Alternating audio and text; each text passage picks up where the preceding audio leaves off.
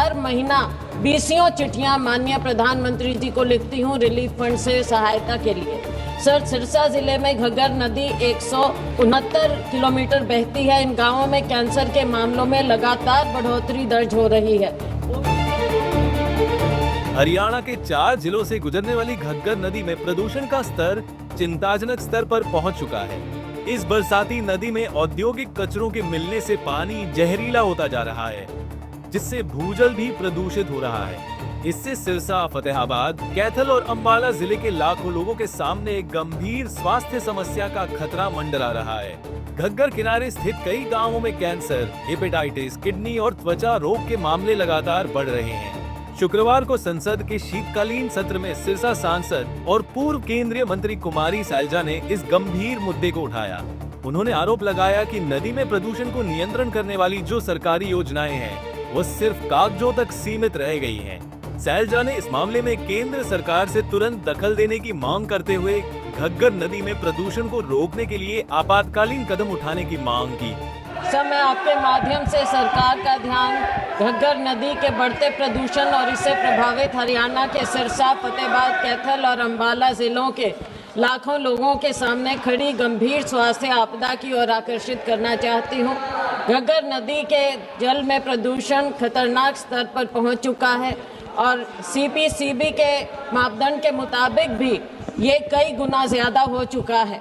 Sir, ये प्रभावित जिले और गांवों में कैंसर और हेपेटाइटिस C का तेजी से बढ़ना गंभीर चिंता का विषय है। घग्गर नदी के किनारे बसे कई गांवों में कैंसर, हेपेटाइटिस C, त्वचा रोग, किडनी रोग तथा पाचन संबंधी गंभीर बीमारियों में चिंताजनक वृद्धि दर्ज की जा रही है।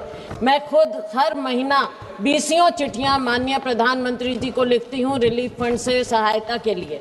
सर, सिरसा जिले में घग्गर नदी 169 किलोमीटर बहती है। इन गांवों में कैंसर के मामलों में लगातार बढ़ोतरी दर्ज हो रही है। ओटू, रोड़ी, कुत्ताबड़ और एलनाबाद क्षेत्र के कई गांव इसमें शामिल हैं। सर, प्रदूषित घग्गर का पानी न तो पीने योग्य है और न ही इसे सिंचाई योग्य माना जाता है, क्योंकि भाखड़ा नहर का पेयजल आज तक उपलब्ध नहीं हो पाया है, जिससे ग्रामीणों को भूजल या नदी के आसपास प्रदूषित जल स्रोतों पर निर्भर रहना पड़ता है। सर, भूजल में भारी धातुएं और रसायन पाए जाने के कारण कैंसर व लिवर रोगों में लगातार वृद्धि हो रही है।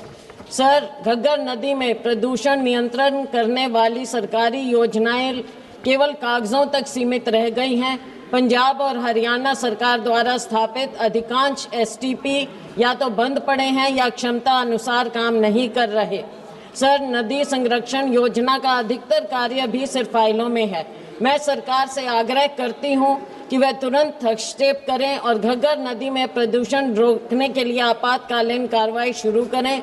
सिरसा, फतेहाबाद, कैथल और अंबाला जिलों के प्रभावित गांवों में व्यापक जल गुणवत्ता सर्वे कराया जाए। पंजाब और हरियाणा के सभी STP की केंद्रीय एजेंसी द्वारा सीधे मॉनिटरिंग कराई जाए। नेशनल रिवर कंजर्वेशन प्लान के तहत विशेष वित्तीय व तकनीकी पैकेज जारी किया जाए और सिरसा जिला के घग्गर किनारे के गांवों को तुरंत भाखड़ा नहर का पेयजल उपलब्ध कराया जाए, ताकि कैंसर और गंभीर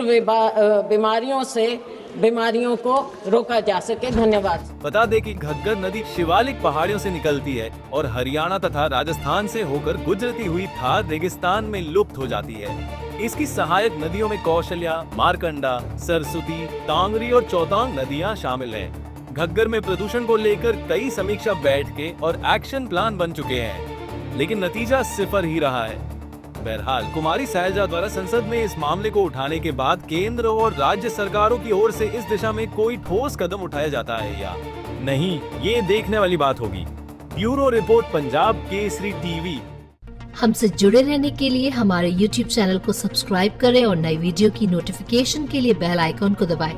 अगर आप ये वीडियो Facebook पर देख रहे हैं तो लाइक जरूर करें और ज्यादा से ज्यादा शेयर करें। धन्यवाद।